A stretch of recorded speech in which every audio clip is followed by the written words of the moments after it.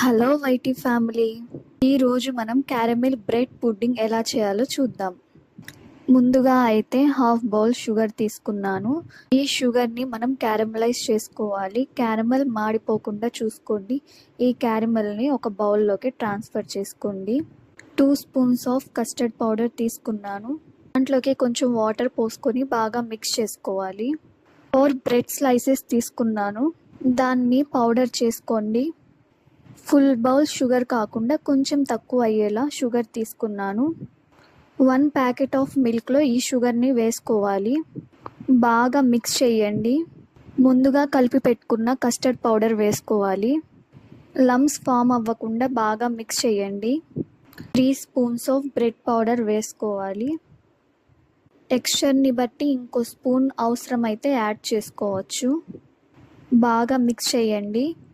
ఈ రెడీ అయిన మిక్స్చర్ని ముందుగా క్యారమెల్ వేసుకున్న బౌల్లోకి ట్రాన్స్ఫర్ చేసుకోవాలి. పెద్ద గిన్నెలో వాటర్ పోసుకొని ఈ మిక్స్చర్ని ఆ బౌల్లోకి పెట్టుకోండి.